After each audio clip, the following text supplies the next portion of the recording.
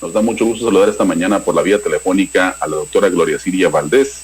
Ella es investigadora del Colegio de Sonora y nos va a hablar acerca de un seminario que va a iniciar próximamente que se llama La Sociedad del Riesgo que nos llegó.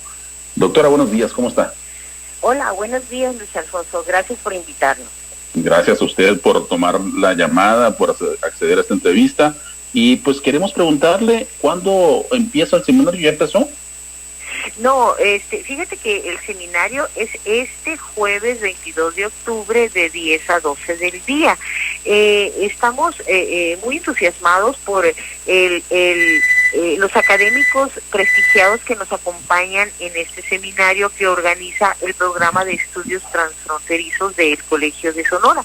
Vamos a tener la presencia del doctor Carlos Montalvo de Holanda, del doctor Rafael Fernández de la Universidad de California, San Diego, del doctor Mario Alexander Cabrera de Honduras, del doctor Humberto García del Colegio de la Frontera Norte, del doctor Remis Gómez del Colegio de la Frontera Norte y por casa tenemos al doctor Alex Covarrubias y al doctor Álvaro Bracamonte del Colegio de Sonora. Es un seminario, Luis, abierto, gratuito. Cualquiera que esté interesado lo puede ver en directo a través de la página de Face Live del Colegio de Sonora y también lo vamos a estar transmitiendo en la página de Face del Seminario Niñez Migrante. Muy bien. Este seminario, La Sociedad del Riesgo que nos llegó, ¿de qué trata, doctora? Sí, fíjate que es una buena pregunta, Luis. La sociedad del riesgo o la sociología del riesgo es un concepto acuñado en los 80 por Ulrich Beck. Él hablaba que a raíz de la profundización del capitalismo en los 80, el incremento de la desigualdad, de la inequidad, la privatización del campo y de otros medios productivos, ¿verdad?, etcétera, la sociedad estaba en riesgo.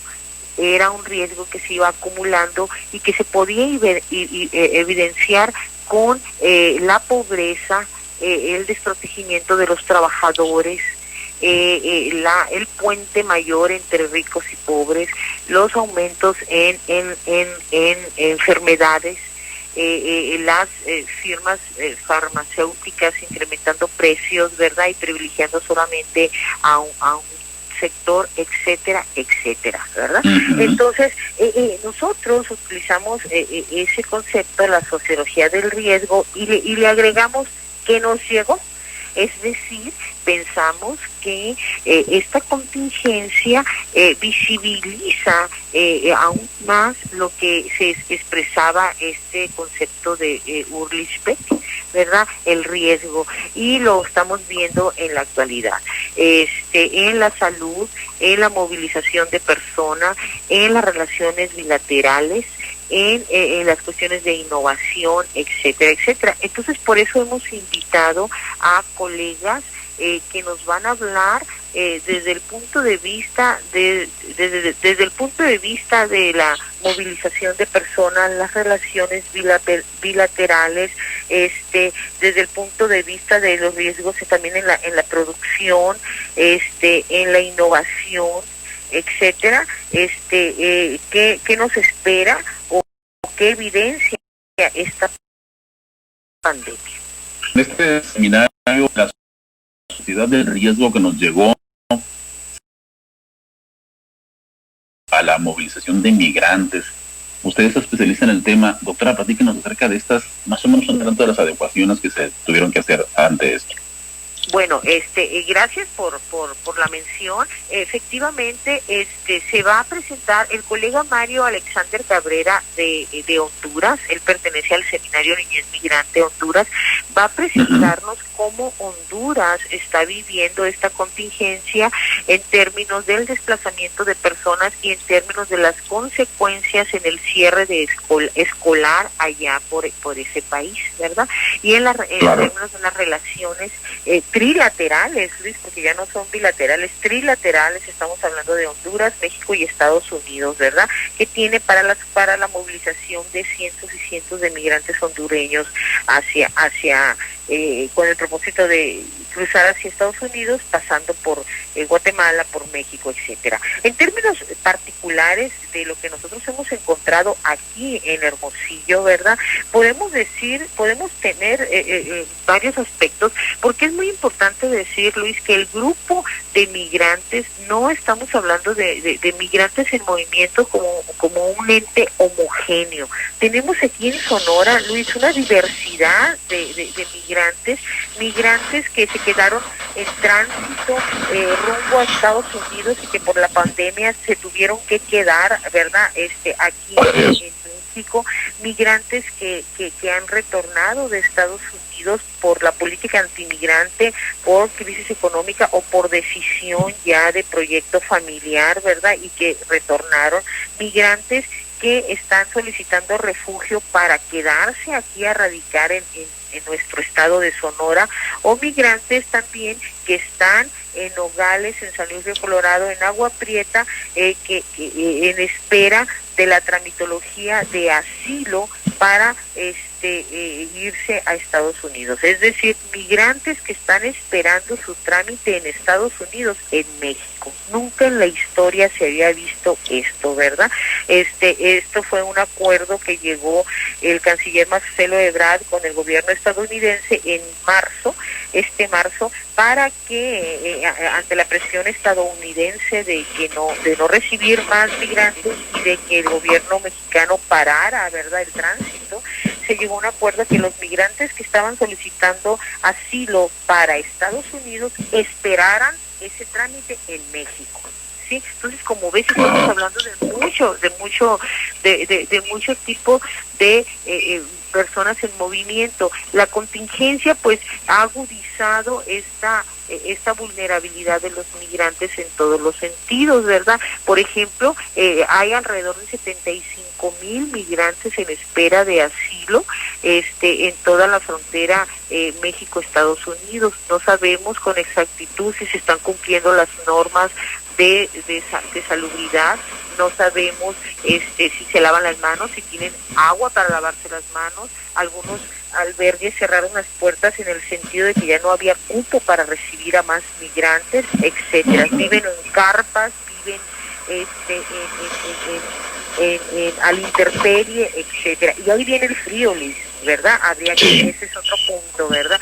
Sí, en el caso de los migrantes retornados, por ejemplo, se quedaron pendientes muchos trámites con la Secretaría de Educación y Cultura, que cerró para la regularización de la estancia de estos niños, niñas y adolescentes que llegaron de Estados Unidos, procedentes de Arizona, principalmente aquí a Hermosillo, y que estaban regularizando su situación, y ello causa incertidumbre, miedo, ¿verdad? Y no saben qué va a pasar con su ciclo escolar siguiente. Nosotros estuvimos recibiendo muchísimas llamadas de padres de familia o tutores al respecto.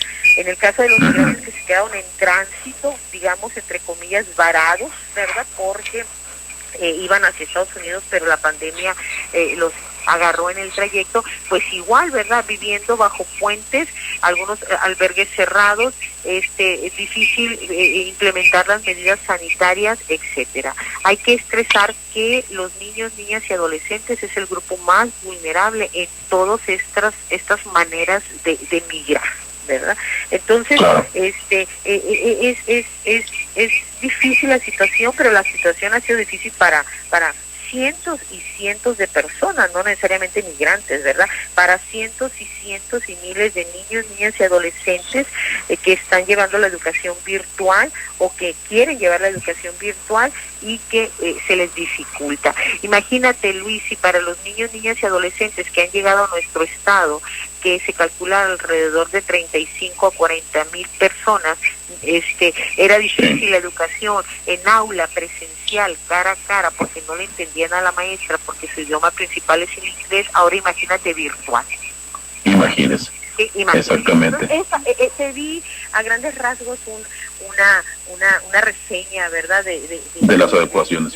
De las adecuaciones, ¿verdad? Y de eso nos va a hablar poco el colega Mario Alexander Cabrera Duarte de Honduras, ¿verdad? Por eso estamos muy entusiasmados en el programa de estudios transfronterizos para que nos escuchen vía Face Live y que conozcamos qué medidas, qué situaciones, qué percepciones hay de esta sociedad del riesgo que nos llegó desde Europa, desde Centroamérica, desde Estados Unidos y desde México. ¿Cómo la ves? Así es. Pues la oportunidad que nos da la tecnología es inmediata, como quien dice, porque este próximo jueves 22 de octubre, a las 10 de la mañana, vamos a tener la oportunidad de ver a estos invitados de lujo que nos van a hablar sobre el tema del Facebook Live de Colegio de Sonora, ¿verdad? Así es, fíjate, y déjame decirte que en relación al doctor Carlos Montalvo, que desde Holanda, que trabaja en innovación, él es orgullosamente sonorense, así es que imagínate tener figuras de corte internacional, ¿verdad? Es un lujo, es un banquete académico el que vamos a tener. Igual los colegas del Colegio de Sonora, que es de talla internacional, ¿verdad? Claro. Entonces, es muy importante. Y el doctor Rafael Fernández, por ejemplo, es director del Centro de Estudios México Americanos en la Universidad de California, San Diego. Así es que tenemos personalidades de lujo. Muy bien, pues estamos muy pendientes de los resultados de este seminario, riesgo que nos llegó el próximo jueves, 22 de octubre, a las 10 de la mañana. Se va a realizar aquí en Hermosillo, pero a través de Facebook Live del Colegio de Sonora, ¿verdad, Dora? Así es. Muchas gracias. Muy bien. Por tu gracias a usted. Hospitalidad en radio y la oportunidad de darnos de anunciar y difundir este importante evento. Claro que sí. Muchas gracias, doctora.